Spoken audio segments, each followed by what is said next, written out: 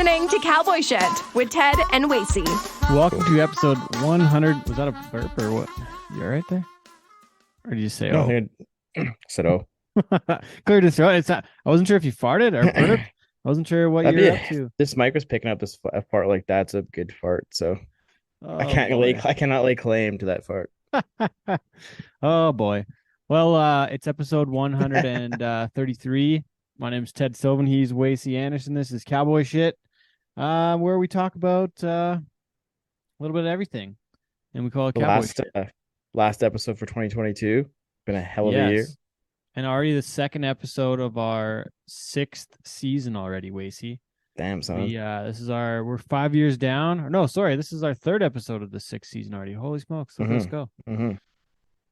Wow. The 6th year. Yeah. Dang, So son.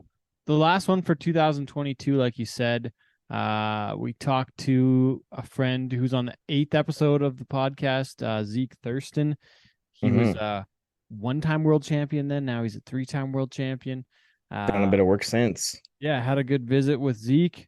But just past Christmas, in those days where you don't really know what day it is for some folks. Yeah, I've been thinking the last 2 days have been Wednesdays, so I was pleasantly surprised to find out it was Tuesday today. So a little bit different. Mm-hmm. How was Christmas, Wace? What was your favorite Christmas gift? Ooh. Oh, actually, this is a cool one. Jen got me this. She took a photo from the Zach Bryan concert we were at in Phoenix, and then she wrote some lyrics from one of the Zach Bryan songs on it, and then put it in a picture frame. So we'll be able to put that somewhere. I thought it was really nice. It's very thoughtful gift. It's very nice. I'm the worst person. Like, I love giving gifts and stuff, but I hate receiving gifts. I think we talked about this. We have talked about this, yeah. Yeah, where it's like I do not like receiving gifts. So I was spoiled big time by Jen and her family, so it was good. Yeah, but that was easily my favorite gift out of all of the ones that I received. First Christmas over there. That's cool. Yeah, how about you, man? Exciting. What was your top? Had a house full of people. Got some socks. Good Christmas. To get socks, I guess. You're right? a big sock guy. You're a big sock guy. So yeah, exactly. They're a little bit big. Perfect, dude. We'll get nice through that. What would you say is the best Christmas leftover? After a Christmas dinner. Oh, best Christmas leftover. I was gonna ask you about your favorite Christmas baking. That was one thing I was thinking about earlier. The best Christmas baking. Oh, we can move to that one next. Yeah. Christmas leftovers. I haven't done it this time because the buns are kind of old. But I was thinking about remember how I showed you the Bobby at the convention center in Vegas, where it's Thanksgiving on a bun. I was considering making myself a Bobby with some So for those that don't know about the Bobby, so my friend Richard Jones taught me this years back. It's Capriata's sub place, and it's in the Las Vegas Convention Center. But they have it's got turkey, cranberry sauce, and stuffing all on one bun. It's very delicious. It's in a submarine format. Very good sando, especially right after Thanksgiving. It's like a little bit of like leftovers. Probably is leftovers, in fact. But anyways, I was gonna make one, but I never did it yet. So maybe I should have, but it's fine. Dang, it's really fine. Yeah, I was gonna agree that turkey buns are the ultimate Christmas leftover. Yeah, so similar, but they hit right. I only had the Christmas leftover one time, so I couldn't. I don't know what to tell you. Nothing too crazy. Or even you could go like, what do you think is the best Christmas dinner side? Probably like a side dish, not the turkey. It's not turkey to the meal, right? Yeah, I'd that say that. Good. Yeah, I'm a big mashed potato guy. Mashed potatoes, yeah. You can have mashed potatoes any time of the year though. Whereas I know, but there's so much stuffing. Oh, yeah, stuffing is a more scenario driven meal, right? Yeah, true. But you can have mashed potatoes any day of the week. Yeah, but you can't have stuffing any day of the week. It'd be weird, wouldn't it? Yeah, good stuff for Christmas. Good stuff. Looking forward to get back rolling here. It's nice to get a break. Gonna go. We'll be in Dallas next week. By the next show, will be Dallas bound. So we gotta get another show going. But okay, my question to you though was favorite Christmas baking. Ooh, so Jen made these cookies this year that they're like Christmas tree shaped and they have this like icing on them, but it's like almond butter based. Is that right? Or is it almond based? There's almond extract based cookies, and they're like almond extract added into the icing that makes it taste like crack. I could eat a million of them. Oh, interesting. That would be that's moved into my top. Yeah. How about you? We Storm's mom Reagan makes these she calls them Oreos. It's like some kind of like thick, puffy cookie with like some icing in the middle and then another Hmm. cookie. It's like this thick. Like it's probably like 2.5 inches thick. It's like pretty amazing. Homemade Oreos, dude. Yeah, I got a little bit. I think I've founded myself on them though, Yeah. so it's been a little aggressive. But hey, we haven't done this in a while. For anybody that's got some ideas on the best Christmas side, um, cranberry sauce, the Thanksgiving, like the what do you call it, Waste? The stuffing, like I was saying, if you're Wacey, Hmm. mashed potatoes, if that's your favorite Christmas side, like what's your favorite Christmas Pierogies. side, folks? Pierogies? I'm thinking that like one of the most exclusive ones is the stuffing. You don't get it any other time of the year, really, really. Right, right. It's like Thanksgiving or Christmas. When else do you have stuffing? Yeah, and unless you frequent Why not? making or Easter to time. Possibly. Hey, I Hmm. wonder if it's like I've never made it. It's like, is it because it's tough to make? You don't have turkey often. You don't serve it with ham. You don't serve it with Yeah, beef. Like, I wonder what the deal is. I'm curious. that's a good question actually. What does Jen say? What does Jen say? She has comments She about just this. left the room, so she Oh, didn't have anything to okay, say. But she okay. said pierogies were her favorite before she left. Pierogies. That's where I got the Okay, pierogi idea. But yeah, I okay. don't know. It's funny that you yeah, you wouldn't think that they're mutually exclusive things, or I don't think mutually exclusive is the right term for that. But I it's wonder. funny that you can't have can't think of any other times you'd have stuffing. People in Newfoundland eat stuffing like it's going out of style. You can get a poutine in Newfoundland that has stuffing on it. Oh, really? So maybe it's a Yeah. geographical thing. I wonder. I'd have Yeah, I to. don't know. I gotta check Dive it out. deeper into this. Yeah, I gotta dive deeper into this. So, questions we're pondering. If you have the answer to this stuffing scenario, please let us know because we need to know this. Targeting But questions on cowboy man, shit. I had some other stuff. I just read. I've been catching up on my magazines. Well, like I Hmm. read one over the holidays, and I was listening. I was reading about uh India and the energy that they're going to require, and I was wondering about. Well, we kind of talked about Hafiz the other night, how he's working on like extracting lithium from brine in the different um oil field scenarios. Like I think Saskatchewan's going to Hmm. be a big producer of lithium in the future for as far as the Hmm. way the batteries are going. But I got thinking about that, and I don't know how it applies to the podcast, but I for some reason I wanted to bring it up with Hmm. you on that and see like what kind of interesting shit you've been reading lately. What's on your mind that way? Interesting shit I've been reading lately. Oh Yeah. God, man.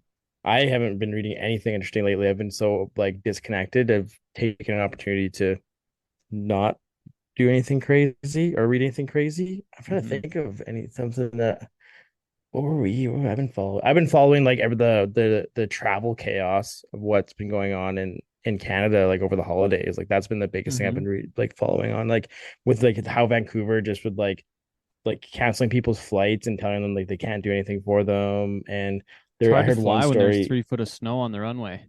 Yeah, I heard one story that I heard a few Planes don't stories where fly so good in that. planes not getting loaded with people's luggage and people like losing their luggage for days and just like the horror stories of traveling over the holidays, I guess. But it's just crazy to like see the comparison of like even Calgary. Like, Calgary had their own issues, but they're way well better equipped to handle a big snowstorm or extreme weather. So yeah, that's kind of what I've been following lately. Just like Huh. seeing how the airlines have handled everything. Like there was when I was trying to fly out here for Christmas on the 23rd, I think, or no, on the 21st, I think I was when I left the Wednesday or whatever. And there at one point the WestJet like desk in the domestic terminal at Calgary Airport told people like they like just there's like hundreds of people in the line and they were like, yeah, if you we're no longer rebooking any flights. If you're from Calgary, go home. If you're not, we'll find something for you to do in the airport. Like this where like just got to the point where they were overloaded with like they couldn't do anything for people, which is Oh boy. so brutal. And then when I got to Kelowna that night, my flight got delayed 3 hours. Supposed to fly out at 9, didn't end up leaving until midnight. Finally took off, landed in Kelowna, sat on the airstrip for 25 minutes, waiting for someone to contact us. Like the captain came over the radio and was like, yeah, like nobody's answering us at the terminal. Like we don't know what's going on. So we just sat there waiting for someone to tell us where to go. Oh boy. So we do that. Finally get off the plane, get there, and Kelowna Airport is bananas. And like Kelowna Airport, Teddy, it's very small. For people who don't know, it's a small international airport, like two luggage carousels, like not very much going on. But there's hundreds and hundreds of people there, like waiting for their bags, it was an absolute shit show. Like flights coming from Calgary, Vancouver, Edmonton, like all over the place. I met one couple there who'd been standing at the the carousel for over 4 hours waiting for their bag. Oh no. And So, it's not in a big airport. yeah, it's not even a big Oh, airport. no. So That's by the brutal. time, and I even heard a story from people who were on a WestJet flight trying to leave Kelowna. They were on the runway for an hour, ready to take off, waiting to get fueled up, and the fuel guy just like left for the day. He's like, "I'm done." Like, and it was like 11 a.m. in the morning. This is Oh like no. just dipped out the fuel guy. Oh So, no. anyways, by the time I got to the Garrett carousel, it was like just approaching 1 o'clock, and then so we kind of waited around, talked to some people. It was about 2 in the morning. And then I'm like, fuck, like this is getting brutal. Like I'm not gonna stay here all night. And Jen had to go Was to the there office the somebody next morning. waiting for Yeah, like, Jen was waiting for you in the Jen was airport? yeah, she was waiting for me in her car. Like she couldn't park anywhere no. where she could get out because there was so many people waiting there. So she was waiting and it was like 2 in the morning. I'm like, fuck, I gotta get out of here because she had to go to the office the next morning. So I think like 2:30 we ended up leaving the airport. I went to talk to a guy. I'm like, yo, man, if I just leave and come get my bag tomorrow, is that okay? He's like, yeah, dude, like you're fine. He's like, there's only 3 people working on the ground at Kelowna Airport right now Oh that night. boy. So that was like for people unloading planes, loading all the planes that had already waiting to leave, and the ones that had come in. Like it was an absolute gong show. So What's the I don't know if problem? Is it nobody fucking wants to work there, or like I think what is the that's what problem? we've been talking about that like all week, man. It's like what is the problem? It's like it's like got to be a decent paying job, but yeah, I think they're just having so much trouble finding people to do the work. Like So we I need to don't know. stop paying people to stay the fuck home, and they're afraid Yeah, of COVID or what? Like, are you I was gonna fucking kidding me? say yeah, I was gonna say like Jesus. it was brutal. Like and there I met this one dude at the Calgary airport who'd been trying to get from Regina to Kelowna since like Sunday. Like not this past Sunday, the one At before. that point, you might as well fucking drive. It's Well, and 15 hours. he didn't have any choice. Like we're out there for work, so he didn't have a truck or anything. You can rent a car. There was no rental cars. That's a Yeah, so choice. people were doing that. There was no Oh, rental cars available. And then a lot of the rental cars thing we're only doing, you couldn't do one-way trips, had to be round trips. You couldn't just take the car wow. somewhere else. It was an absolute shit show, man. So that's that's the only crazy thing I've been following along with lately. Huh. So Yeah. smaller issues, I guess, than the global energy nothing. crisis, but that's okay. Yeah, I haven't really been reading up much up on the global energy crisis, but Oh fuck. Yeah, how are we gonna have like I well, was it's interested to see though that like actually saying in saying 50% of that. the 50% of the like global emissions producers are like the six nations. China, India, and then the next four. It's wild. Like it's like the US, Japan, Russia, and the EU. So like and like Canada, like I don't know. My point is that it's kind of fucked that we're getting limited on some shit in Canada when we're such a small and already the greenest producer. But I mean, everybody listening here probably already gets that. But Yeah, exactly. go ahead. One thing I was gonna say is, I was reading a couple articles from the Calgary Herald or Sun, whatever, last week with the cold weather and stuff, saying how with they're using like reserves on energy from like people using as much as they were during the cold snap, which was a crazy thought to me that there was that much being used and in the province of Alberta that they were trying to dip into like the energy reserves. Well, Keep up with I stuff. think I saw some of like an energy record was being Mhm. set on people using stuff. So yeah, I just think it's pretty fucking dopey on behalf of our leaders that think we're gonna get away from fossil fuels when we're Yeah, getting I know. essentially Yeah. 30 below. But Well, everybody listening probably gets that. yeah, we don't need to. There's Don't need to nothing new we're repeat gonna that say to anyways. any of those people. Yeah, exactly. So Yeah. crazy as hell, man. So yeah, interesting shit. But let's get to the interview here. I know yeah, it was really fucking cold when we recorded the show with Zeke. It Yeah, was kind of a nice indoor activity to do for a while, but it's been warming up a little bit since and yeah, we're headed to warmer places here in the next little bit. So if you're out there somewhere cold, hopefully it's decent to you in the next little bit, but enjoy the show here with Zeke. We had a good bullshit after his wrapping up his third world title. He was back home and yeah, good stuff. So hope you enjoy it. Again, my name is Ted Stovin. He's Wacey Anderson. Thanks for listening. We'll catch up with you in a bit. The champ is here! The champ is here!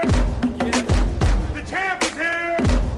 Ladies and gentlemen, the champion of the world has arrived!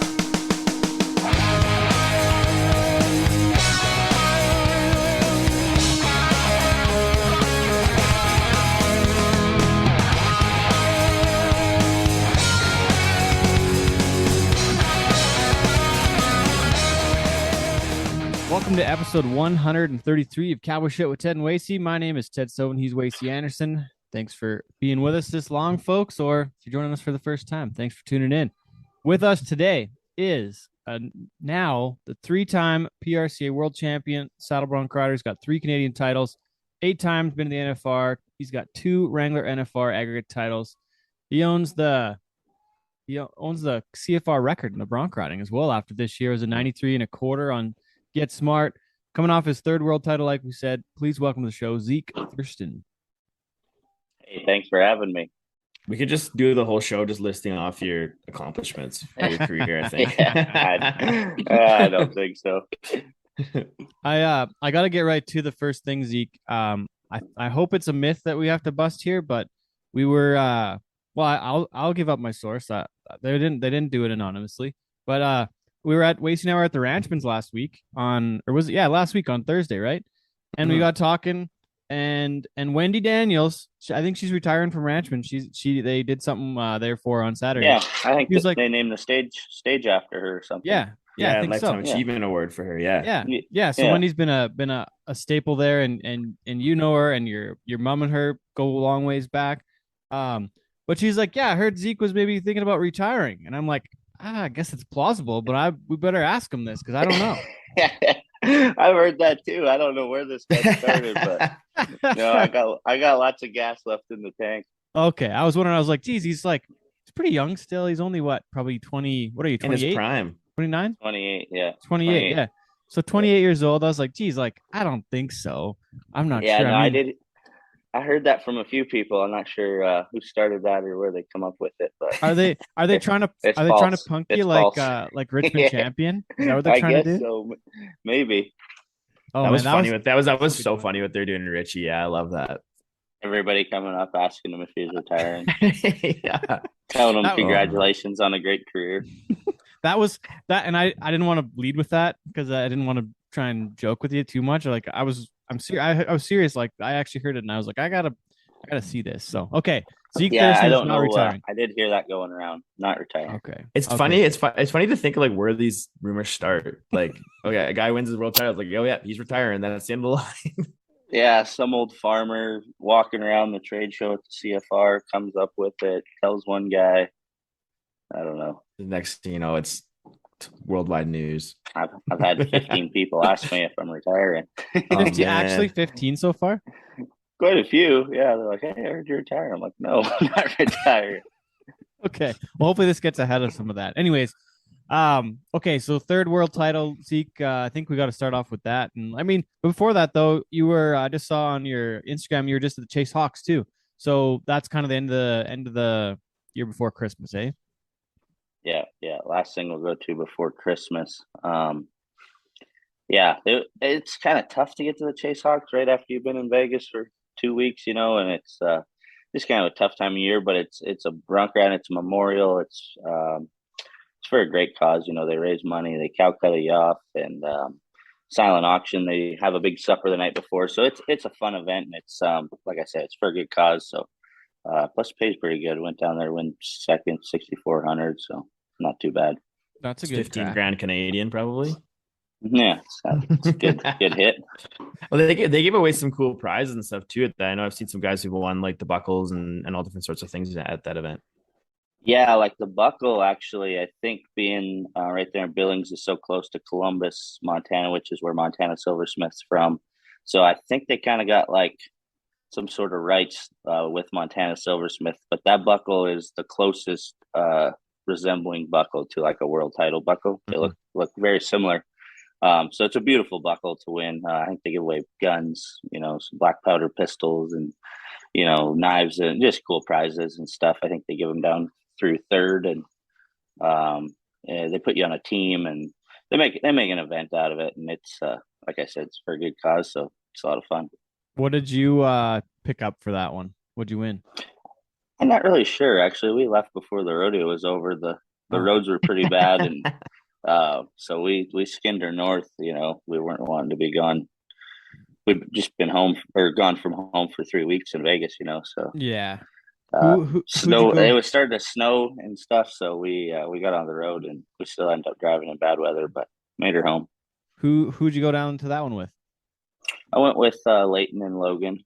Okay. We just jumped in at Leighton's house, and we just all drove down there. So, Who are you traveling with during the year, Zeke? I don't even know that. Who are you going with right now? Jake Watson and Dawson Hay. Okay. Yeah. Good Yeah, crew. the three of us have went for probably 3 years. Well, since 2019. Yeah. Okay. And that's Yeah, the we have plan? a lot of fun. That's the plan Mhm. moving forward too. Yeah.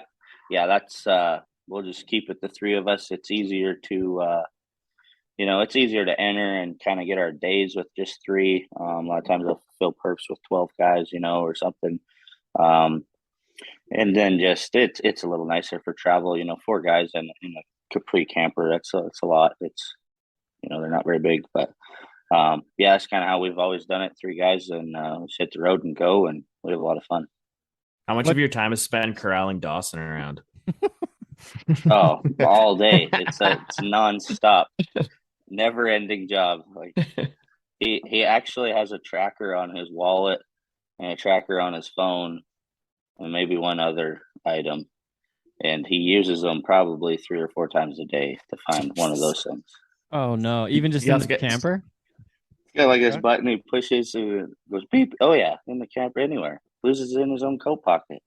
You guys are gonna have to get like an Apple AirTag necklace made Set for him his so you can keep track of him at beeper up. events. Seriously. Oh man. Okay. So why don't Dawson and Logan travel together? Is there some brotherly some tension there? Too many ditch fights. Yeah. Oh, I don't know. I think like Dawson was kind of a little more in a position to go and make a run at it in like 2019, I guess, when he asked me and Clay Elliott were rodeoing, and he asked us, and it was just been me and Clay for the last year or two, I guess, kind of back and forth, and so then Dawson had asked, and we said, yeah, that'd be fine. You can come with us. So he was going to start entering right after the winter rodeos. Well, then Clay got hurt, and well, we're just going to keep it at 3, I guess. And Jake Watson had asked, and we're like, well, sorry, Dawson had already asked, so we'll just keep it at that or whatever. Anyways, Clay gets hurt, breaks his neck and stuff. Well, then it was just me and Dawson, and Jake was still healthy and still needed somebody to go with. So Jake jumped in, and yeah, from there, that's kind of the rest has been history. We've been together for 4 years now. What does it cost you guys to get down the road now? I haven't been in touch with that for a couple of years. I'm kind of curious what the heck your costs are between 3 of you to go rodeo for a year, and how many are you guys going to, I guess, as well? Like, yeah, I don't know. That'd be a question for Cole Ashbacker. He's a big numbers guy. Oh, okay. He's probably got it broke down. I don't. Like it's probably, I mean, for me to go rodeo, probably 65-ish thousand for the year. Oh wow. Probably got 25 into fees and another 25 into fuel, give or take somewhere in there, and then you got another 10 or 15 of just eating and travel expenses, flights, and things like that. So dang. So a year like spend this, money to make money. That's true. But a year like this where you make, $250 at the NFR, win the Top Gun, which ends up being you won a $20,000 US voucher? Is that what it is for another truck sometime? You got to use it in a certain time period. That's what it is. I think I got to use it within like 6 months, maybe. I'm not sure. I got to call that guy today and figure it out. Okay, make a plan. So, yeah, but then you making almost 400,000 US. That's not including endorsements. That's a record year. So it makes it all worthwhile. Yeah, it sure does. Like rodeo's gotten to where like I can actually go make a living and set yourself up for life after the rodeo. The guys that come before, me and like kind of this last little generation, I guess, like my dad and those guys, like they all rodeoed and all had great success and had good careers. But at the end of it, you know, you didn't really win enough money back then to set yourself up. So then now you're 35 years old, done riding broncs, you kind of start over, you know, where it's not really that way anymore. You can get enough money, one, to, you know, buy real estate or invest it in places and different things, and you know, have something when you're done. What have you been doing? You've been ranching mostly. That's a big investment for yourself, isn't Yeah, it? Or is yeah, there other stuff land. too? Yeah, land. We've bought a decent little amount of land, you know, for me and my wife anyway, and some of it's farm land, some of it's pasture.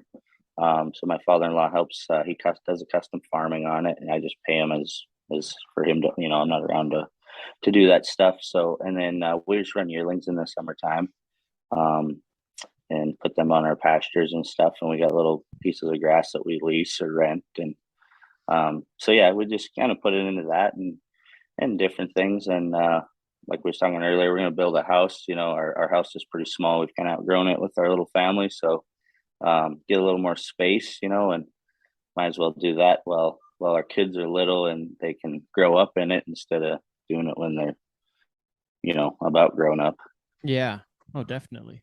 The we were you just mentioned the guys before, like the, you know, your dad and the generation before you kind of not making as much of a living, but what about guys like Rod and Denny Hay and Rod Warren? Like, were they kind of the first ones to just kind of get it to where they can really make a living at and set themselves up for after, or has it only been the last 10 years? I would say it's more probably been the last 10 years. Like Roddy, I think Roddy did a good job just because he went for so long. You know, he had 20 years and he's making, you know, probably 70,000 plus every year for 20 years. You know, he's going to be able to make some of that. But like, I don't know, like I think what my dad said when he was first going to the NFR, I think per ounce paid like $8,000.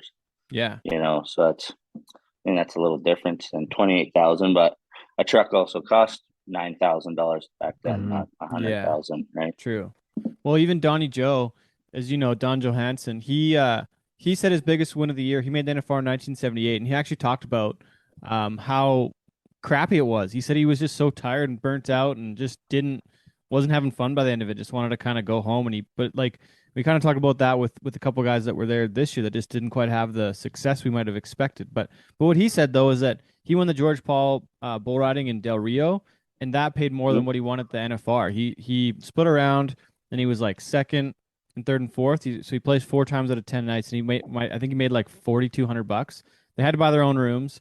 It was still in Oklahoma City, so they had to buy their own rooms, and he got a satin qualifier jacket that had like the vinyl heat press like NFR on it. Yeah. Yeah. My dad has some of them. Yeah. But he said he took it to the dry cleaner and all the fucking stuff blew off. So anything he had from the NFR, melted it off. Melted it off. So he doesn't have any mementos or nothing from the qualifying from the NFR. And this was in 1978. Like, this is not really that long ago. Not that long ago, yeah. It's 45. It's actually 45 years, so it's quite a while. It's quite a while, but like doesn't seem like Don's not even, he's not that old. Like you think that. Right, you think that it's not that bad, but your dad went to. It really isn't like that long ago in the big scheme of things, you know. No, not really. But like, even in your career, Zeke, yeah. how much has it changed in the amount of money you make, right? For sure. I think like 2000, the first year I made the finals was the first year they had the decent money jump, and I think it went from maybe 19,000 around to paying 26 or something. And then it's kind of made a couple small jumps, you know, to now it's just about 29,000 or whatever. But yeah, it's all changed. You know, the horses that are showing up now, like there's so many good horses, and just the riders. I think the quality of bronc riders out there right now, they're so talented. You know, it's a young group of guys, and they all work at it, and just the way they ride, I think they make the horses better.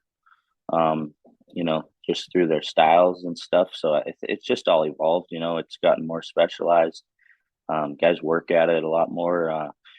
You got guys that are, you know, watching some of the best guys from, you know, no different than me. Like I just studied it from the time I was 2-3 years old, you know, and that's all I ever wanted to do. So you got it was just with technology, I guess, and stuff. There's more access to being able to you know, see it and be a part of it and be in it. And I think you're just kind of seeing the results of that.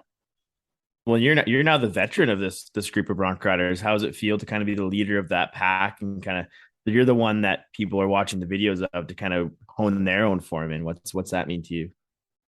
Yeah, I mean, I don't know. My job doesn't change, I guess. I don't feel like a veteran, but I have, I've done it quite a few times now. I know what it takes, and how to go about it and stuff. So just the older you get, you gain more knowledge, and the things that were important to you when you were younger, become less important, and you value other things. And I've gotten to a point in my life where I really just enjoy getting to do what I do, and just very thankful that I get to do it.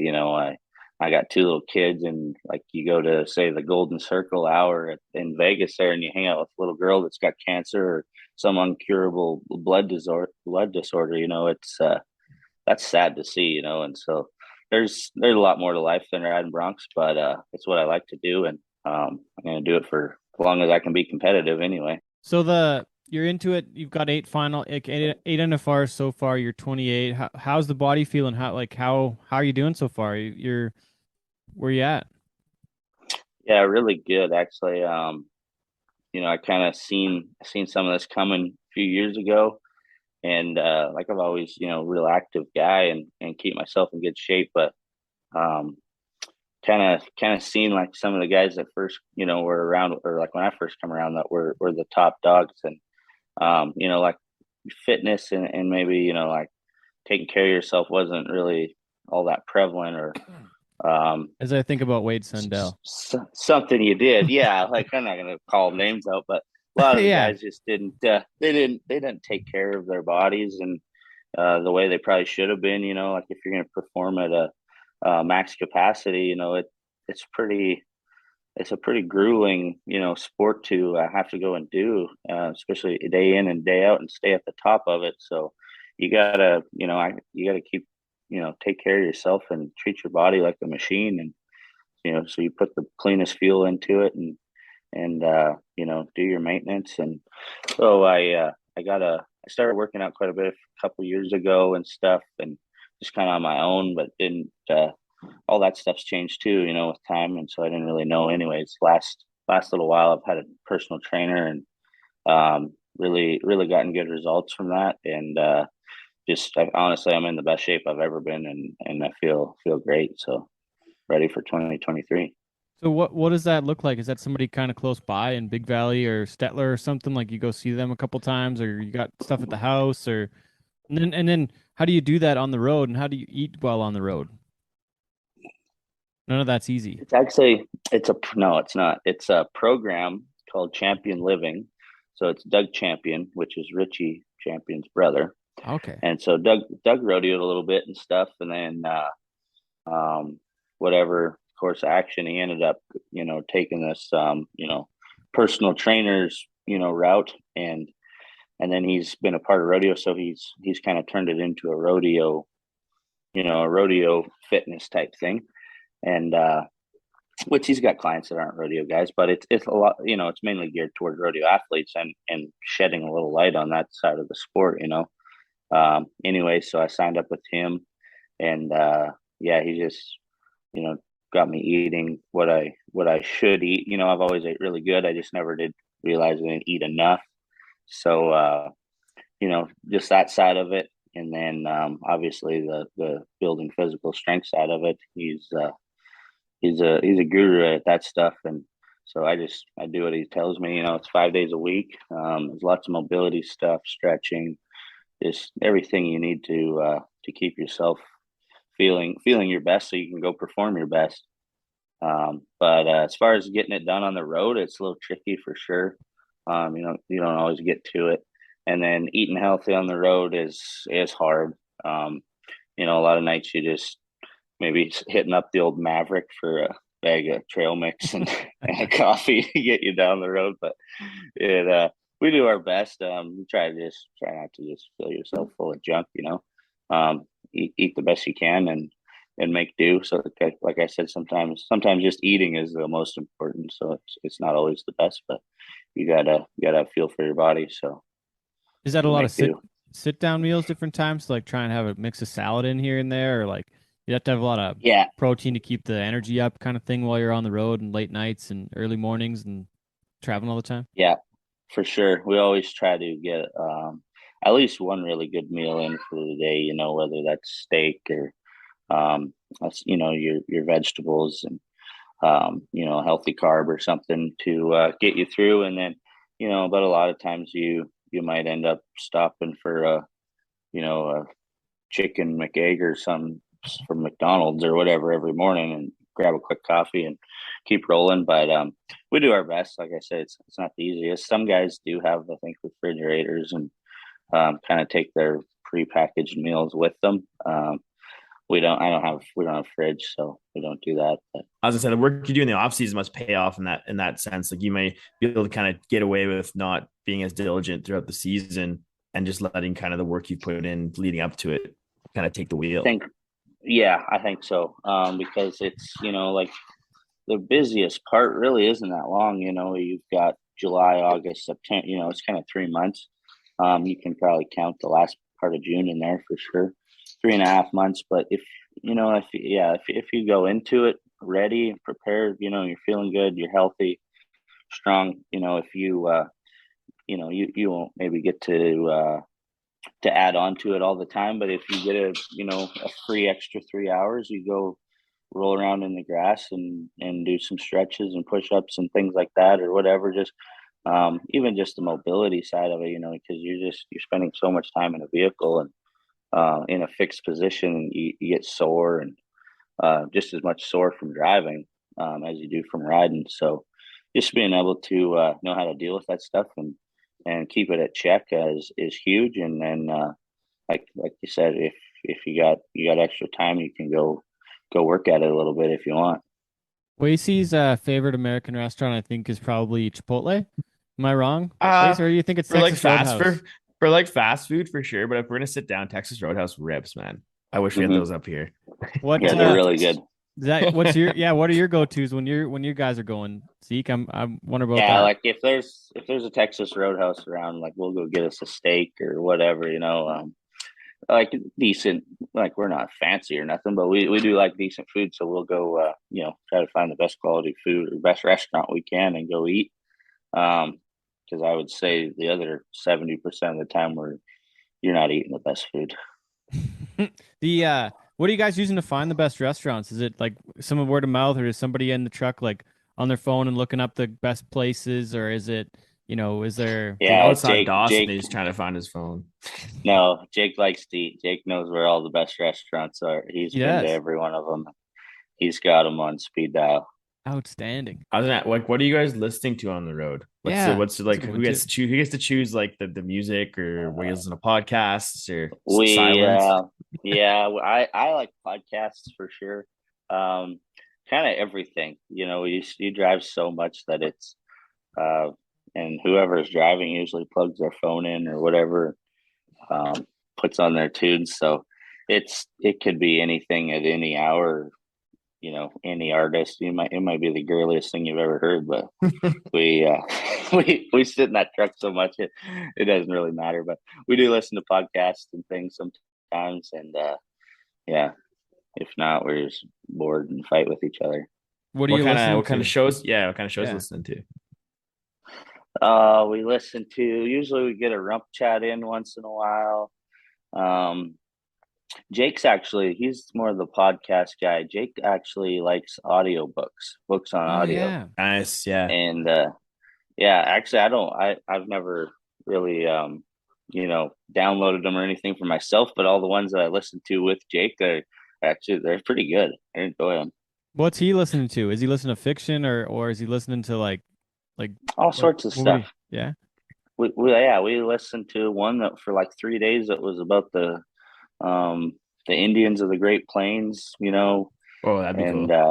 It was super educational, but really neat. Just hear about kind of how the Indians, how they lived, and then it kind of took you through the whole thing of when they got put on the reservation and all that stuff. And Wow. then he might be listening to Game of Thrones for the 14th time on audiobook. You never know. Could be anything. So we talked about like how you keep your body in shape. What are you doing to keep your mind and keeping your mindset kind of fixed on winning championships and performing at your highest level? Yeah, I just honestly, I just try to keep everything in perspective, really. I guess, like I said, I'm pretty lucky and pretty blessed to be able to do what I do. And so I just kind of have a positive outlook on it all the time. No matter how it goes, it's still not a bad day. And I just try to keep that at the forefront and roll on. What are the goals now, Zeke? We asked this question to Sage Kimsey. He's trying to get to, he's trying to beat Donnie Gay's record. That's one of the motivations, but he said the motivations have changed over the years. What is it for you at this point, and where do you want to still go, and where do you want to go, and what do you want to do, and who do you want to be by the end of your rodeo career? Yeah, goal wise, it's just more of the same. I don't like, other than some of the big rodeos this summer, I don't know if I could have won a whole lot more than what I did in this last month, and so just try to duplicate that. Not very many guys that have ever done that, and if I could do that more than once, it would be pretty cool. What's the motivation now to keep doing this? What's driving you right now? Honestly, I love to ride broncs. I love to compete. Very competitive person about anything, and honestly, I want to be the best. I want to be one of the best bronc riders to ever walk this earth. How much? Well, I want to kind of go into like you talk about the last month or so from CFR into the NFR. You win the last 3 rounds of the CFR, win another average title there, win a Canadian title. How much did that help your confidence going into Vegas, knowing you could kind of duke it out with how close the race was to come back and win your 3rd world title? Yeah, it gave me a lot of confidence. It's just that's a wave you can ride in there, especially getting on some of the horses I'd drawn at the Canadian finals. Super great stock, stock that was going to be down there at the NFR. And, for the Canadian finals, I come in from $20,000 back, which doesn't sound like a whole bunch, but it's tougher when, the rounds just don't pay as much or whatever. That's a little tougher to get accomplished, in 6 rounds. And so I had to come from behind there and got it accomplished. And then, the NFR was no different, except we had 10 rounds and I was $115,000 behind. But you just go in there and do your best every night, and hopefully you've got yourself in a race for a world title at the end. I wanted to ask about I think it was round 7 or round 8 when you got the re-ride option. Was it? I can't remember which round it was, but round 9. Yeah, round 9. Yeah. So talk a bit about that decision. Like, was there kind of a bit of was it no doubt you're taking the re-ride, or was it because had you fallen off, it takes you right out of the average and kind of changes the whole landscape of what the rest of the event looks like? Yeah, there was no question. I was going to take the re-ride no matter what. Didn't matter what it was. That first horse kind of bucked right out of there a couple, and then just didn't really kick, and I was when I just got off, I was like, maybe she bucked hard enough I wasn't going to get a re-ride, which I was like, that's going to suck, because like I spurred her good, but yeah, she didn't buck very, and I'm like, I'm going to get a 74 here, which was not really what I needed. And then they were waving the re-ride flags, and they said, "Oh, it's Brutus. It's Brutus. Do you want it?" And I was like, "Sure." Not really the horse I wanted to get on, but I figured I could ride him and hopefully place on him. And then the judge on the back was like, "No, it's Indian Burn. And it's a great big, huge horse of Tim Bridwell's, and he bucks, and he's kind of bad with his head, and he's just a good eliminator. He bucks hard, and he's hard to ride. But I was like, if we're gonna do it, we might as well do it on one that we could win some money on for sure." And so yeah, he turned out there and bucked, and I made a pretty good ride on him. So 88 points for I think 2nd or 3rd in the round, so won another big check. Not so bad. Somebody I think I remember hearing or seeing or reading that this 3rd world title was the toughest one so far. Is that Is that true, or did I read that wrong, or what's your reaction there that way? It honestly probably was. Like leading the average, especially those last 3 or 4 rounds, kind of like I've never really been one to go for the average. And it's, I don't know, that's tough because you don't want to, like, it can help you so much, but also at the same time, you don't really want to be riding to win the average, tentatively or safetying up. But and just as how far from behind I came, to win it, I had to go in there and I had to ride my butt off every night. And I drew good horses, they let me do that. But it was a lot, that first one, the first time I won the world, they, nobody really expected me to win the world. Shoot, I didn't even expect to win it really because Jacobs Crawley, all he had to do is get a score and it was his, and you never buck him off. And anyways, he ended up missing his horse out, and then some other stuff. I had to place high enough in the round and be enough points to win the average, and it's kind of a come from behind type thing there, but nobody really expected it. And then in 19, I had it won. Like round 8 or 9. They couldn't catch me, so it was kind of like whatever. But this one, it was tough. I want to be honest. Going in that 10th round, it's yours to lose, which I don't like really. I don't love that position because, it's your mind starts, just don't mess it up. It's like, and then after, I got there, I got everything, once we were saddled and ready to go, then that's just old hat. We're just going to make the best ride we can and try to spur his ass. And so that's what I did.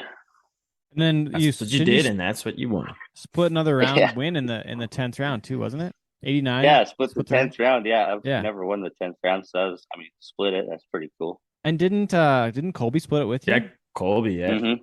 Colby and Chase Brooks. Yeah, outstanding. Yeah. So what? Looking back at the whole season, what would be some of the most memorable rides? Like I think one would be it's got to be Get Smart at the CFR on Sunday. Get Smart CFR Sunday. That was for sure. That's probably one of the cooler moments I've ever had in my career, really. To be getting on that little horse for a Canadian title and having to ride him and win in the round to seal it all up. And, I've been on that horse so many times and he's won me so much. And that being his last trip in Canada, it was, that one was pretty special to me. This year, I made some pretty good rides this year. I really did. I made a ride on Baby Kibitz, I think in the first round of Calgary Stampede, big sorrel horse of Calgary's, and she really bucked and had some moves and change ups and was getting it on. And I feel like I made a really good bronc ride that day. I think it was 89.5 or something. This summer I went to Baker, Montana, and I got on Kitty Whistle, a C5s. Really good horse. I've been on her a bunch too, and she boiled out of there and kicked over the back of the chutes and went to getting it on, and the flank fell off the third jump, and then she just stayed bucking. And she bucked hard. I made a pretty good ride, and it was 90.5 with no flank. I've never done that before. Wow! You still get the option to re-ride for that? Yeah. And then I got on a charter plane that afternoon, or right after I got off Kitty Whistle, ran across the road to the airport, and we jumped this little puddle jumper up to Caldwell, and I got on the short round of Caldwell that night and got on a horse of Franzen's called Bet the Ranch, and I was 91.5 on Bet the Ranch, so 90.5 and 91.5 in the same day. Dang. That was pretty cool. 4 states apart, Dang. One of my favorite rides I see you make this year was in round 4 when you won on Heaven on Earth. That was a jammy bronc ride. Yeah, that horse was hard, really hard. Yeah, it didn't look that easy. Yeah, he's been around for quite a few years, and they hadn't got him rode yet. But I can see why. That thing is big and strong, and he's a good eliminator, I'll tell you that. What about the 57 on Frisky Chicken in Ogallala, Nebraska? back in May. 57. Yeah, Frisky Chicken wasn't so frisky that day. We was at this bronc match in Ogallala, and we just kind of entered it going through, and whatever. We're headed to Miles City. We got to stop right by there. So we went there. I got on Frisky Chicken. Frisky Chicken's usually a pretty good little horse, one of Vold's, but I don't know. She did not buck. She just loped off down the arena. I got a re-ride. The re-ride was some colt, and I didn't. My knee was pretty sore. That was kind of in May, right after I'd hurt my knee and stuff. Okay. And yeah, so I had some colts. So I just kept my 57. Didn't get on. What about so I want to ask you about the format a little bit too, Zeke. But actually, before we go to that, let's go back to the CFR ride on Get Smart and talk about, just walk us through that ride and your recollection of it. To be 93 and a quarter is this, I believe it's a CFR record, is it not? You've been higher, Mark. Yeah, so CFR record, but you're 94 on the big Stampede horse. Special delivery. Yeah, former bareback horse. Yeah, so 94 there. Then Dawson the next year's 95. Logan's 95 and a half there. But anyways, go back to the Get Smart ride at CFR. I want to go back to that one a little bit more. The actual ride. Yeah. So I Get Smart. He gets my motor running pretty good. He's little and he's super fast, but man, like, he's so strong. He only weighs 800 pounds, but he hits the ground really hard. Like, you can really feel him hit the ground, and you can really feel him kick. And he can buck anybody off. It does not matter who you are or what you've won. That little horse bucks so hard, and I've seen him get all sorts of caliber guys on the ground.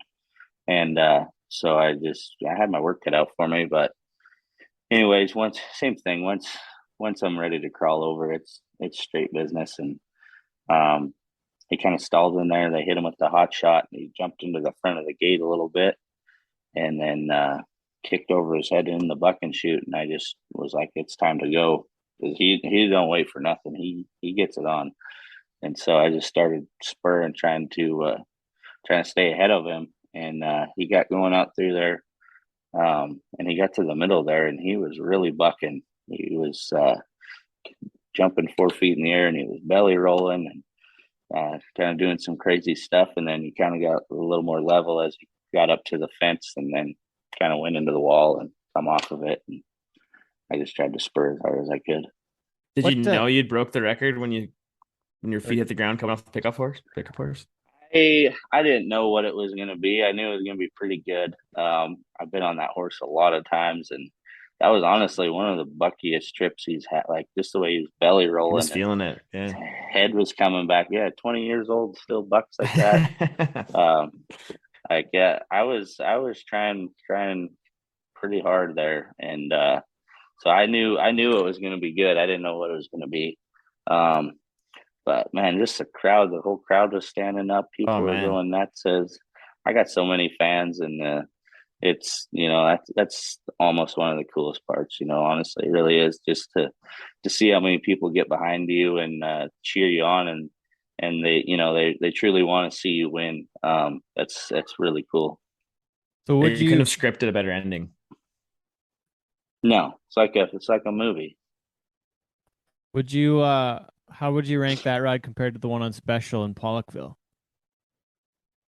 Yeah, the ride on Special in Pollockville, that was really cool too. That's just such a cool bronc ride. And, really, that horse hadn't been in the bronc riding a lot at that point, and I knew it was good and was going to buck. And he kind of bailed out of there. And same thing, we just tried to make it best ride as I could on him. And he big wide shoulders on him, kind of hard to get it up there over his shoulders. But I was just trying to jump out of my saddle every jump and get him stuck. And he had a great day, a really good day going across there in the sunset. And that one was pretty cool too. I guess I'm looking back at some stats here too, Zeke, and looking back at the early years, 2014, 15, going to 2016, and the marks are all kind of like There's a lot of 77, 78, that kind of stuff until 2016. It seems like you finally start getting marked, except for the one outlier is the 90 on Killer B in Tucson in 2015, where, you know, kind of a breakout ride. But does it take a while to get marked until people kind of like know who you are and get going, or you just not quite I think draw the right horses, didn't ride as well? What's the deal? it takes a little while to learn how to ride broncs. You know, like at that point, I was a rookie, so I mean, I could make some good rides, but they were pretty, you know, they didn't come very consistently. You know, like I kind of had to have the right horse and the right, um, you know, just the right things had to go right. You know, for me to make a good ride and get an 86 or an 88 or whatever. You know, so lots of just shoot. I remember my rookie year, I'd go 4, 5, 6 horses in a row without staying on one. You know, and then I might stay on one and get an 86, but I would just come a spurring, and if it worked, it worked. If it didn't, whatever. So that's just kind of, I think that's just all part of learning. You know, now I guess as the more you get on, the more you rodeo, you know, just the more you mature, and if you're trying to get better, you will, you know, you progress, and so now like I kind of at a point where I should be able to make you know, a almost, you know, perfect, you know, not a, you know, nobody ever makes a perfect ride, but I should be able to make a very, very good ride on most anything, that they draw me.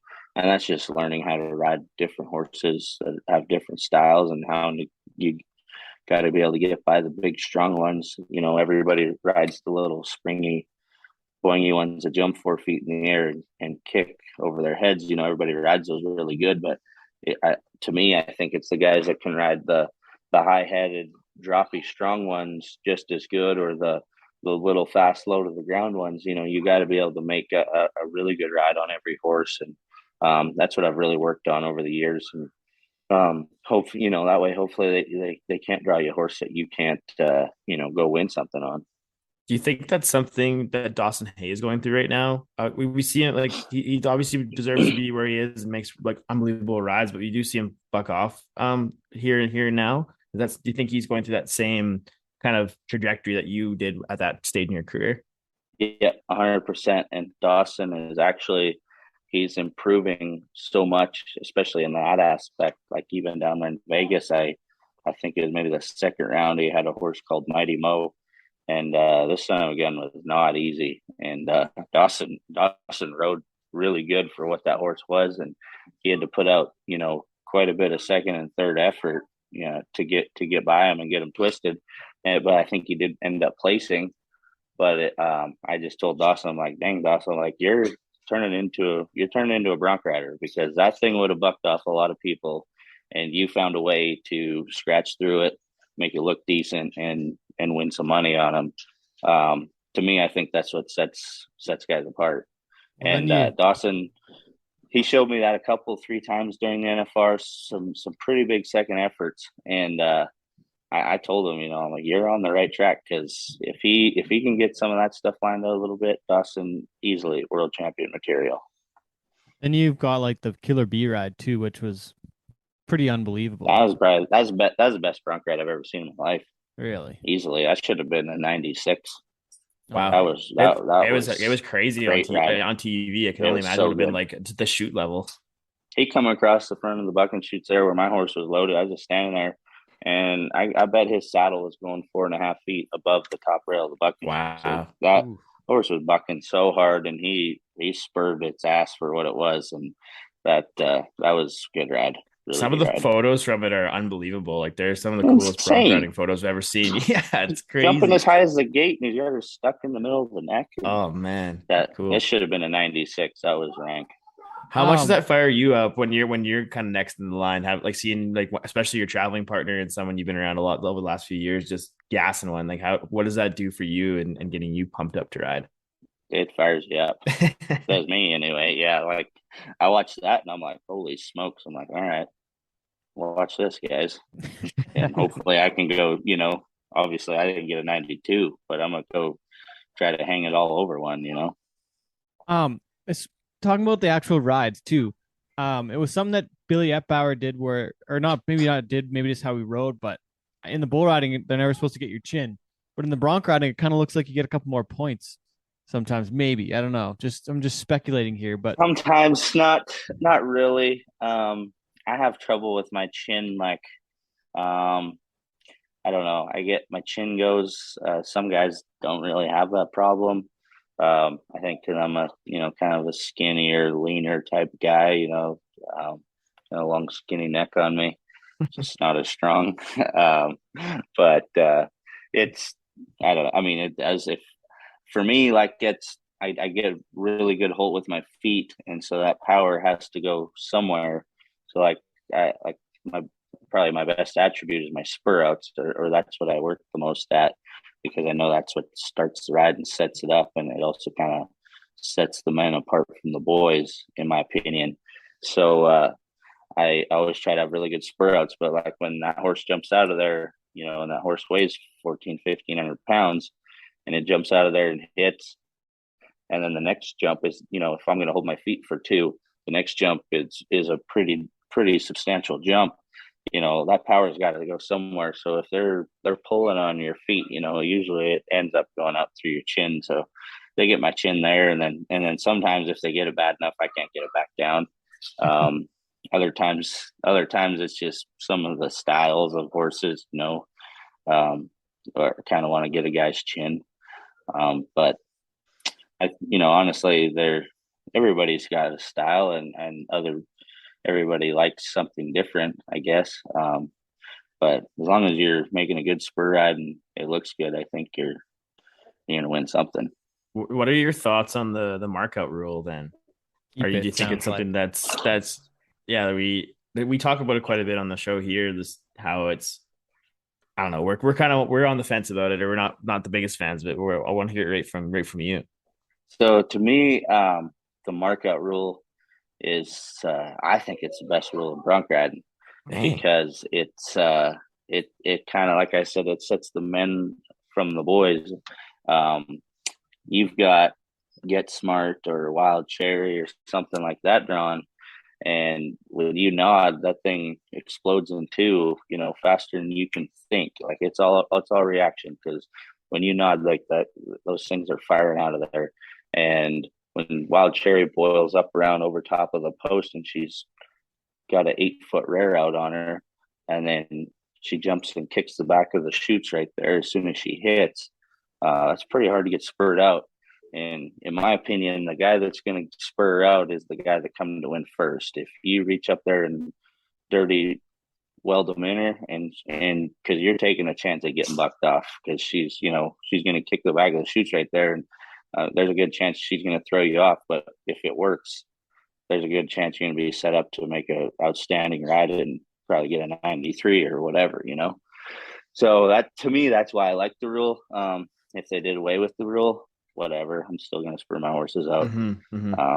It's still going to, I honestly think it'll still go to the guys that have good spur outs, just because the judges like watching that as a judged event. Me as a bronc rider, when I see somebody have a good spur out, and because that's the hardest thing in bronc riding is to hold your feet for two perfect jumps, and then have enough send on your feet to set your feet the first jump and make them wiggle in the front. That's the hardest thing to do.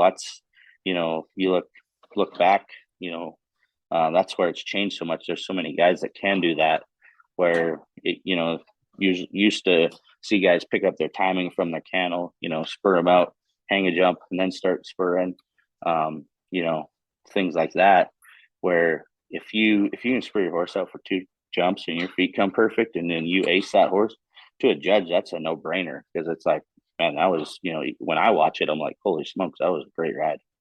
Like, so I think the best rides will still prevail. Also, but I still like to see who's got the stones to want to go spur one out. Is there a punishment within your traveling partner group for if you don't spur your horse out on a rodeo? Yeah, we don't really have a punishment.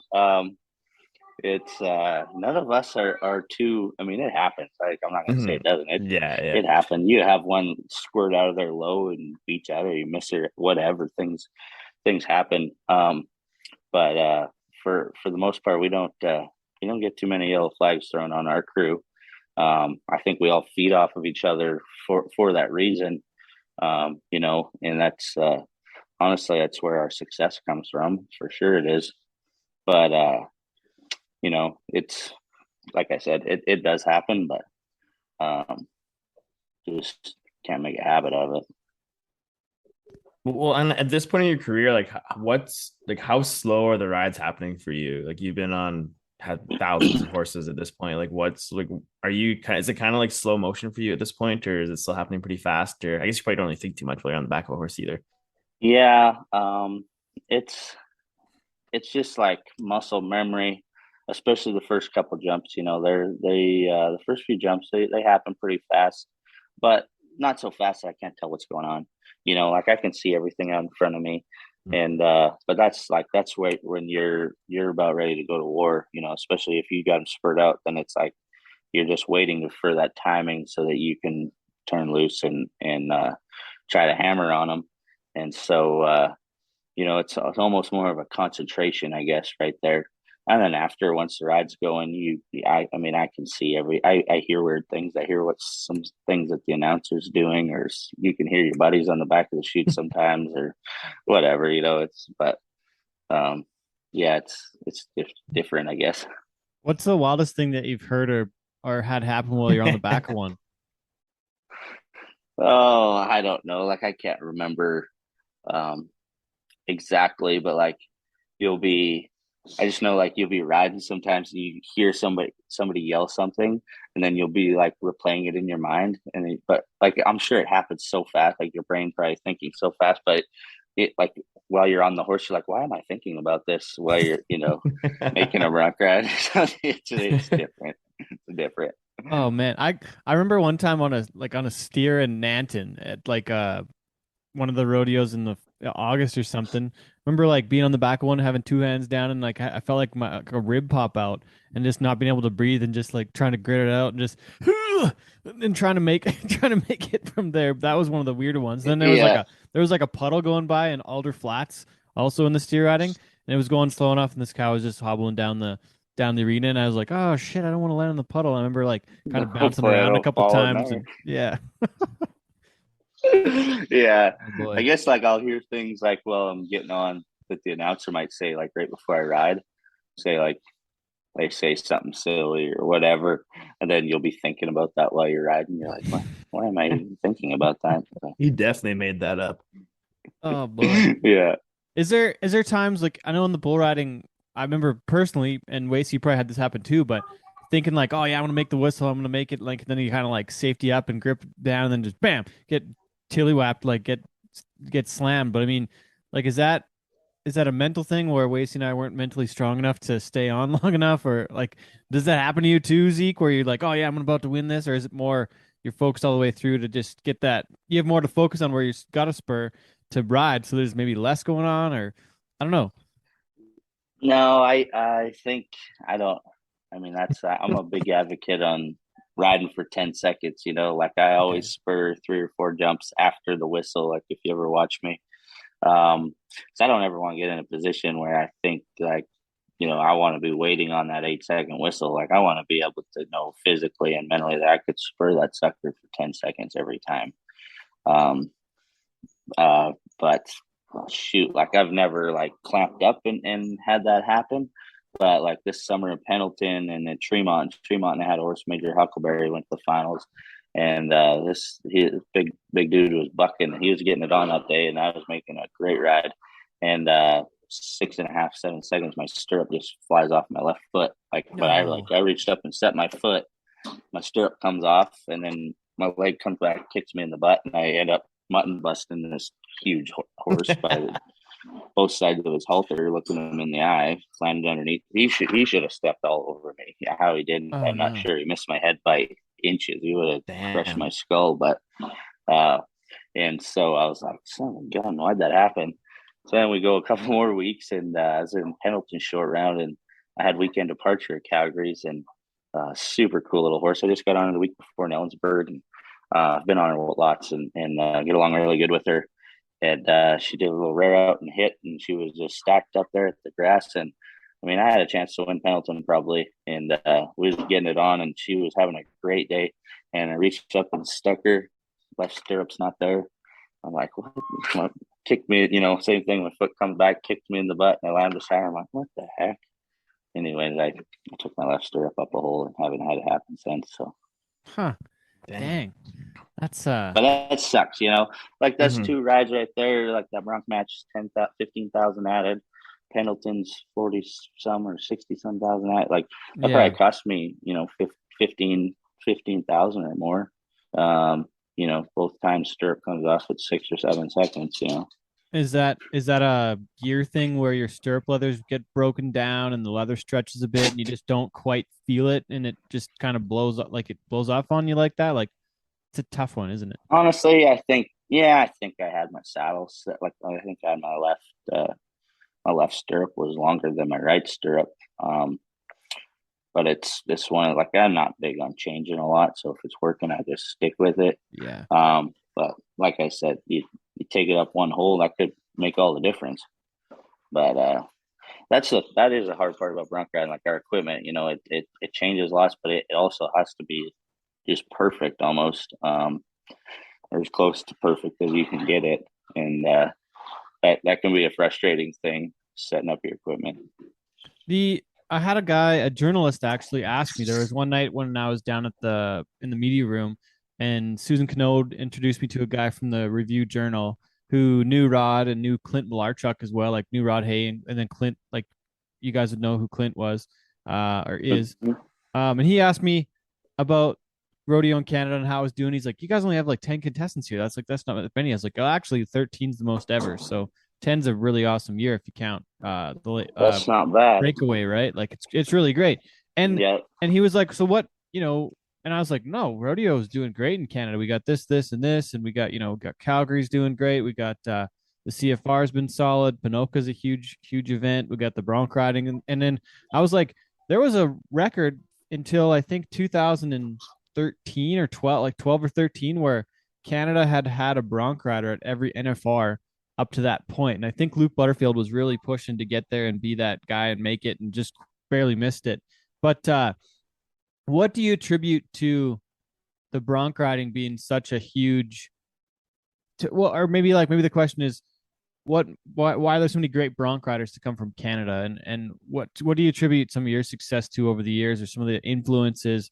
The things I said was Winston Bruce, the Calgary's Born to Buck program, all the different the great bucking horses up here. I think that was one of my big pieces. And then having those guys like Marty Wood, Winston Bruce, Kenny McLean, Mel and Highland as well, Mel Coleman, Rod and Denny and Rod Warren. That I think there's just been so many great riders. But what do you think on that side, Zeke? What are your thoughts?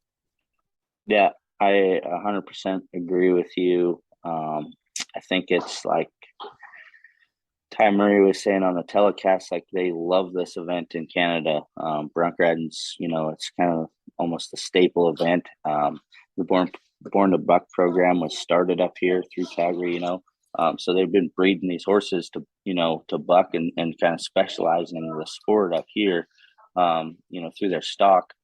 And I think it's just shown, like you said, there's, like kind of all them guys that were before us, so we're outstanding and great bronc riders, and then you kind of got the guys that were right after them, say my dad's age, and there was like when my dad would go to the finals, not that he's from Canada, but like there'd be Guy Shapka and Denny Hay and Rod Warren and Rod, there'd be 6 or 7 of them guys at the finals, and so I think you just got a combination of those guys on those good horses that went and did it, and then we are, the next generation, or I'm the offspring of one, and so is Dawson and Logan. So now you have these great teachers, these guys that went and done it, teaching the next generation to go on and do it, and teaching them right, preaching the spur outs and preaching getting drag on, and riding the horse, and just making good bronc riders. And, like there was kind of a lull there for a second.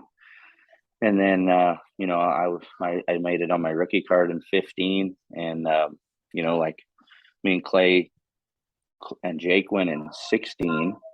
So those two were just right after. And, like we grew up together, college rodeo together, all, novice, everything, learning to ride broncs together through the programs up here and high school rodeo, whatever you want to call it. And so, I went and did it. And then Clay and Jake followed up, and then Leighton in 17. And it was like, I think after that, it was kind of like, look at all these guys are able to go and again get that accomplished. And so then you've got guys that are 3 or 4 or 5 years younger than us, Dawson and Logan and all of them coming along, and they're getting better and better. And I think it just opened the eyes to all the young guys that want to be bronc riders. It's like, look what these guys can do. And I think you have to have that leading driving force in every event or every sport, really to make other people, reach their peak potential. Because if the best bronc rider in Canada was mediocre, everybody else is going to be pretty mediocre, in my opinion. So we're at a point now where we can have over half the field of the NFR could be all Canadian guys. For sure, kid. You got there's more coming too, like Q Taylor and some of these other young guys that are going to go. They are definitely talented enough and have what it takes to make it. I'd love for one day for there to be 10 bronc riders from Canada there. That'd be cool. It's not a far-fetched thing to think about. It's really not. It honestly isn't. Even this year, Ben Anderson finished 23rd. Jake Watson was 29th. Then a couple more down, you've got Lucas Moxa 36th and Dawson Dom 39th. So there's your extra 4 right there. There's 4 guys right there, but 2 or 3 that should have probably been there. Yeah. Yeah. Zeke, we don't want to keep you too long here. Wacey, what else do you have here before we call it a show? I think we've aside from the final question, we've hit every note. It's been cool to kind of recap the year with you, Zeke. It's been awesome watching you. Is there anything that we missed that you want to make sure to tell everybody? We got to thank a few sponsors for sure. If you want to take some time there's been a lot of you've had a lot of great support from different folks like ATB and Durango Boots now and Sweet Pro too, Zeke? Yeah, I've had really good sponsors my whole career. All my sponsors have been, more than a sponsor. We've had a great friendship with all of them. They do anything for me. They treat me really well. And I'd just like to thank them all. There's quite a few of them. I'd also like to thank all the fans. Canada and the United States. I got some of the greatest fans in the whole world.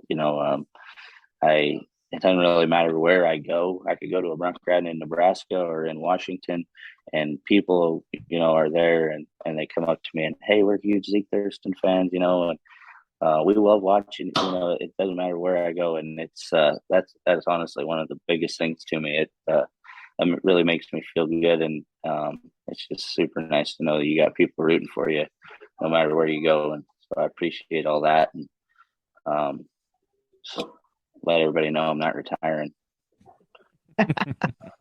Well, I know through from our lens, Zeke, it's been really cool to work with you and follow you like over the years. Like you're a great ambassador for the sport, for especially like rodeo in Canada and rodeo as a whole. It's like at the CFR, like just watching you, like doing the social media, like you're always willing to like stop in, like help me out with whatever I needed or take time with a fan and say hello. And it's pretty impressive with everything else the guy has going on. You still take that time to kind of be approachable and have those conversations with people and be helpful and help grow the sport. Thank you. Yeah, I try. I really do. It's, I was that little kid running around at rodeos with my dad when he had the board or was there riding bronc or whatever. And so if you can, be a role model or somebody that, somebody's going to look up to, I think if you have that platform, it's your duty to go and do that and show people how to be a good person and a class act and, just spread your positivity. That's a good way to bring new people to the sport. I know my 100% it is. my girlfriend's brother was his first Calgary Stampede, and you were the first person to stand out to him. So he's become a big Zeke Thurston Perfect. fan. Yeah, you betcha. I love it. Cool. Well, you got anything else, Teddy, or should I pose the last question? I think we've asked this question before.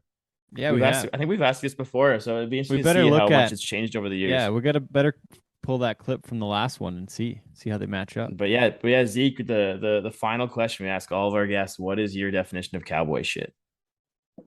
Cowboy shit. I don't know. To me, it's honestly just cowboy shit. Just anything cowboy. You probably don't even have to put on a cowboy hat to to be doing cowboy shit. It's a mentality, I guess. It's being brave when you don't want to be, and it's being soft when you have to be, I guess, and just being a good all around person. Speaking of that, Zeke, you still wear Ty Podsbon's patch on your vest. You're one of the folks that knew Ty and was around when Ty was going. Just give me a little talk about that a little bit and Ty's impact on your career. And yeah, Ty, he was awesome. He's maybe a couple years older than me, but our careers were pretty similar. Obviously, we're different events, but just I got to know Ty through rodeo, and what a great guy he was, man. I love that guy. He was a lot of fun, and just always happy, and he was really a great person. And so I do wear the posse, 23 or the whatever the patch is or whatever. I get my vest done by Rad Right, and they do my vest, and I think they throw that one on there for free, and so rep it all the time. Thanks for being part, keeping the foundation and keeping Ty's name out in the forefront, Zeke. We appreciate that, and all the best with the building the house in the spring and the winter run rodeos, and here's to keep your name at the top for as long as you want to do it.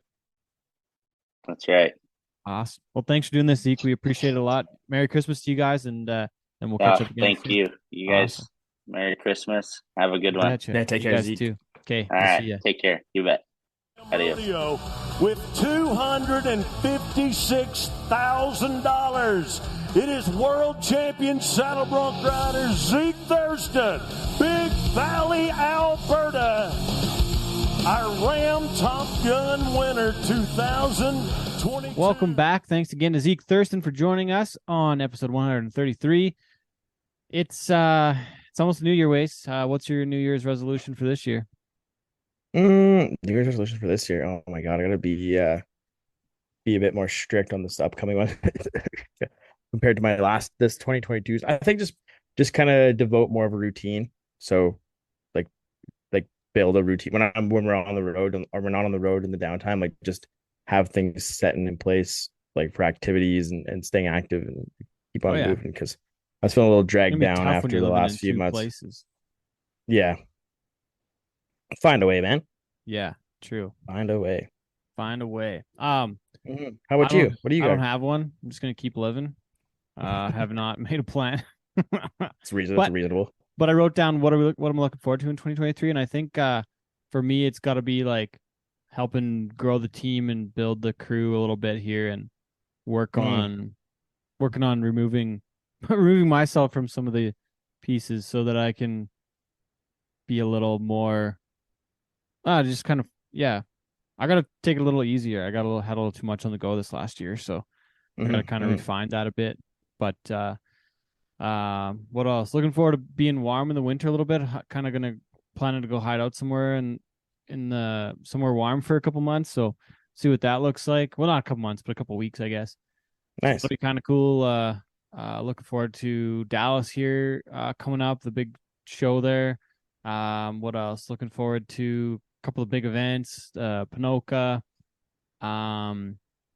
What else? Yeah, just like some of the PBR, like the Canadian Cup Series again. And then what else? Looking forward to golfing more too. Looking forward to getting a few more rounds of golf in. Yeah. Do that. So that's a few things I'm looking forward to. Shape it up to be a good year for sure. Yeah, exactly. Yeah, looking 2023. forward to some of that. Some more fun shit, I guess. Enjoying some of that kind of thing. So, Yeah, that's just it. Yeah, yeah. exactly. And actually one thing I'm looking forward to this year, I just realized that, not realized, but like mapped out some of the season, and we if we can keep on pace here, we'll have our 150th episode August 23rd, Nice. 2023. So that'd be kind of cool. Yeah, Get there. that's a sweet milestone to get to goal. for sure. We're only Not many. 17 shows away, I think, so we're getting pretty close. Heck yeah, knocking on the door of it. It's gonna be great.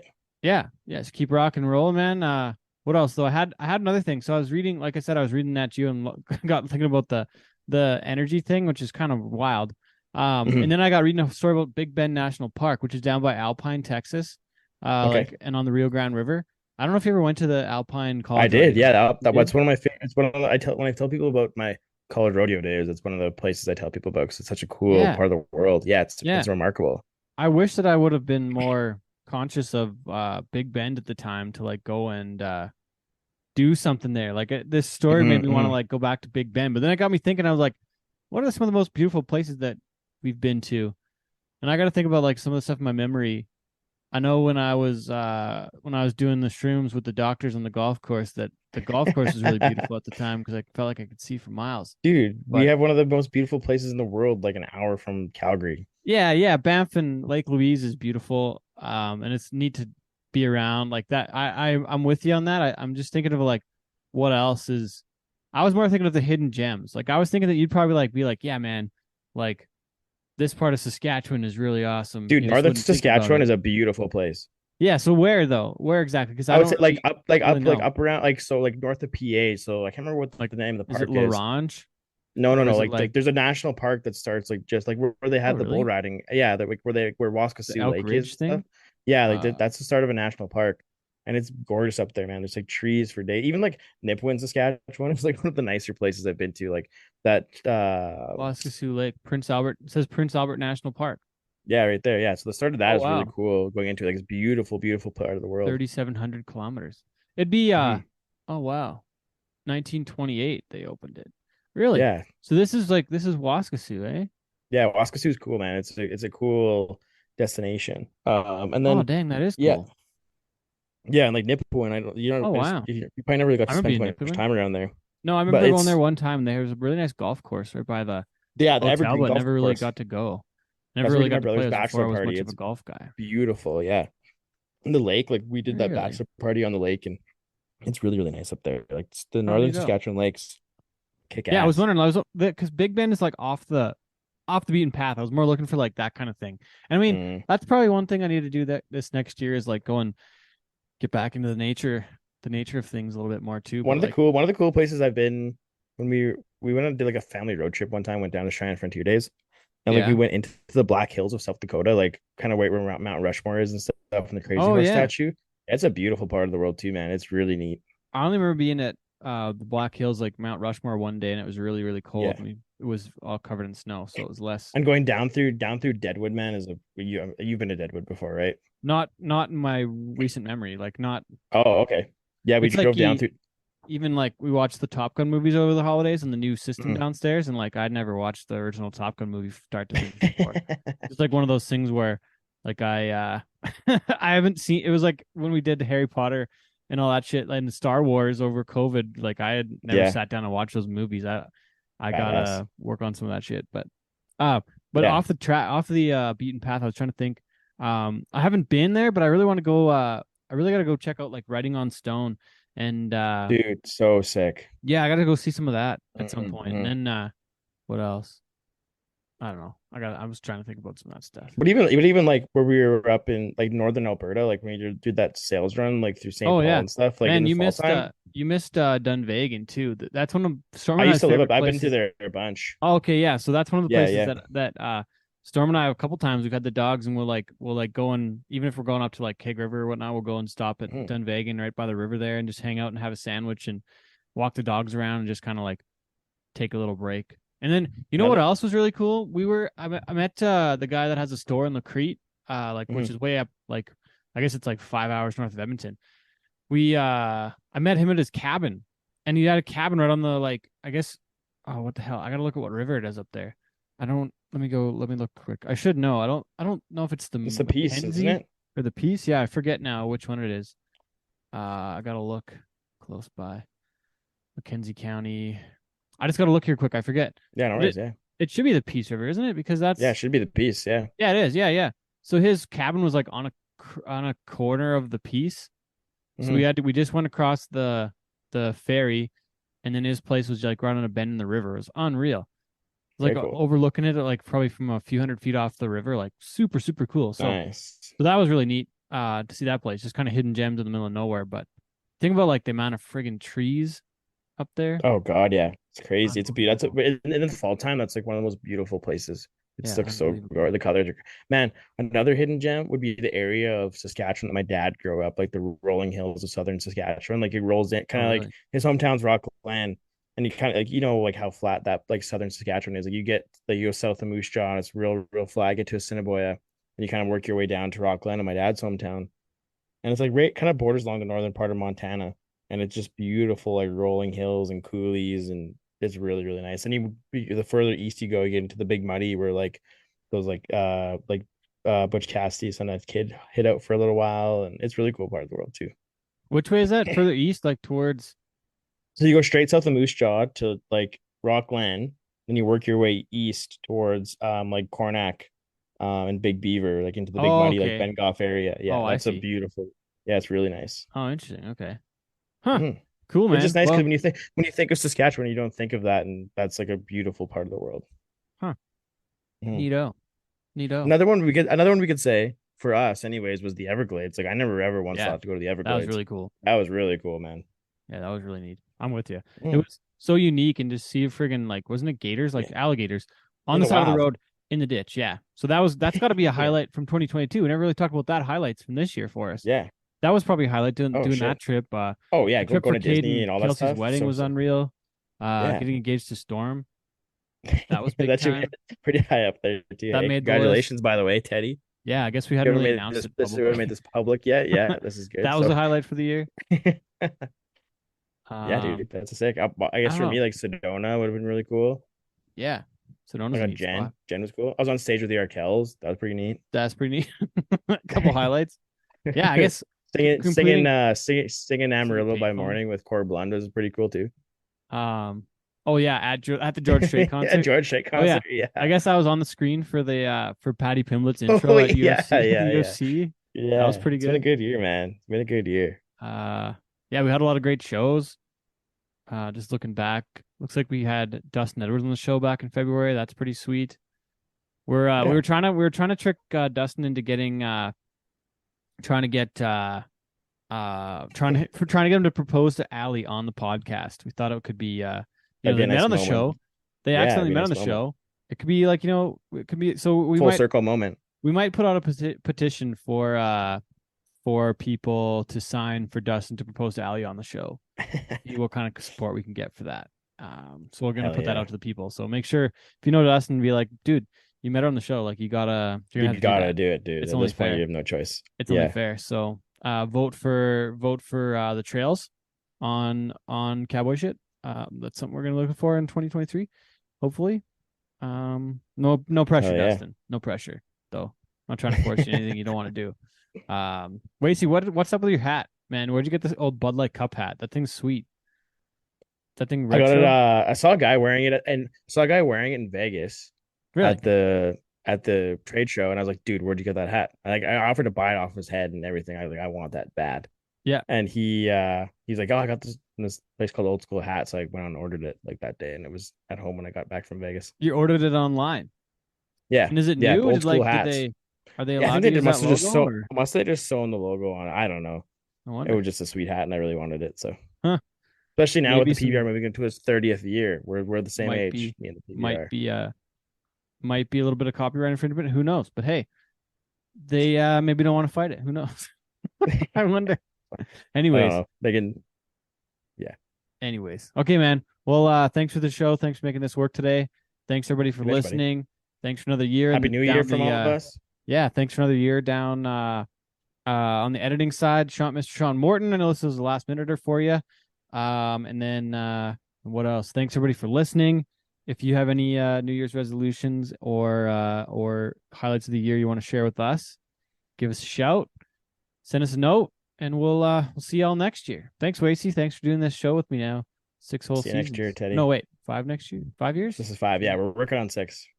On number 6, yeah, man. That's our 5-year anniversary. Look at that. Boom. What's our actual anniversary though? Is it 10 years? 10 years is down, isn't it? 2012. Like 10. Oh man, we're over 10 years, dude. it. I think. I think this is our 11th year now, going into 2023. Happy anniversary to you too, Wace. Happy anniversary, buddy. Yeah, love you. Love you. See you, buddy. Goodbye. 4, 1, 2, 3.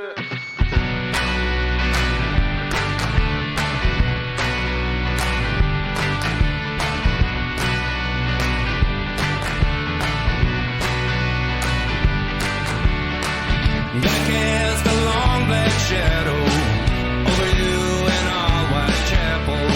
Long red hair and a silver dagger. Nobody gonna hear you shatter.